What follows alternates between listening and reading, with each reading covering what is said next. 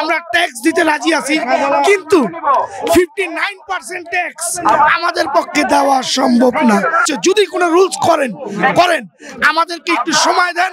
এই আইনের আমরা মানি না, মানবো না। আজকে আপনারা জানেন যমুনা ফিচার পার্কের সামনে আমরা মানববন্ধন করছি। আমরা কি কারণে মানববন্ধন করছি অলরেডি মিডিয়া কিন্তু জানছে। তারপরে আমি আবার বলছি, আমরা 20 লক্ষ মানুষ আছি এই মোবাইল ব্যবসার সাথে জড়িত। সার্ভিসিং যারা করি তারা আছে, অ্যাক্সেসরিজ যারা আছে তারা আছে, আমরা যারা মোবাইল ব্যবসা করি তারাও আছি। আমরা এই ব্যবসাটা দীর্ঘ বেশ কয়েক বছর ধরে করে আসতেছি। হঠাৎ করে যদি এই ব্যবসাটা বন্ধ হয়ে যায়, এই 20 লক্ষ যারা কর্মচারী ব্যবসায়ী আছি আমরা বেকার হয়ে পড়ব। আমরা চাই না এই দেশে কোনো বেকারত্ব আর বাড়ুক, কারণ এই ব্যবসায়ীদের সাথে আপনার অনেক অনেক কর্মচারী এখানে জড়িত আছে। আমাদেরকে ব্যবসা করতে দেন, আমরা ট্যাক্স দিতে রাজি আছি, কিন্তু 59% ট্যাক্স আমাদের পক্ষে দেওয়া সম্ভব না। এই ট্যাক্সটা 10 থেকে 12 করেন, 20 করেন, যেন আমরা ব্যবসা করতে পারি। প্রবাসী যারা আছে তারা মোবাইল আনলে এটা রেজিস্ট্রেশন করতে অনেক হ্যাচেল হবে, আবার তার টাকার প্রয়োজনে বিক্রি করতে গেলে হ্যাচেল হবে। এত হ্যাচেল কেন? আমরা এটা এনআরই সংস্কার চাই, এটা আমাদের মূল কথা।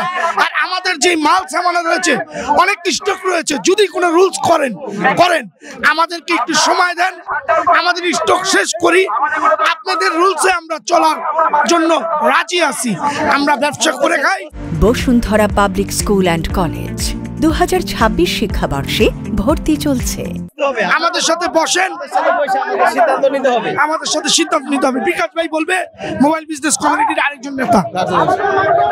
আমরা সরকারকে ট্যাক্স দিতে চাই, কিন্তু এই ট্যাক্স আমাদের সাথে আলোচনার মাধ্যমে সহনশীলতাপূর্ণ বজায় রেখে তারপর নিতে হবে। কিভাবে? শুধু তার মন করা একটা বান্ধা দিবে, সেটা আমরা দিয়া আমরা বাইরে থেকে জমি জমা বিক্রি করে আইনা ব্যাংক লোন ধ্বংস করিয়া আমরা পথে বসবো। এইভাবে সে ক্রাইম করিয়া সে এই টাকাগুলো নিয়ে বিদেশ চলে যাবে উড়ান দিয়া। যারা এই সরকারের প্রতিনিধি আছে তারা তো কেউ বাংলাদেশেরই না ভাই, নাগরিকত্ব তো না, তারা বিদেশি। তারা এখান থেকে আমাদের কাছে চুইছা নিয়ে উড়াল দিবে। আর আমরা এই দেশের জনগণ, এই দেশের আমরা থাকবো, আমাদের প্রজন্ম থাকবে, এরা কেউ থাকবে না। এরা আমাদের কাছে চুইছা কয়দিনের জন্য আইসা এইভাবে আমাদের কাছে আত্মসাৎ করে নিয়ে উড়াল দিবে।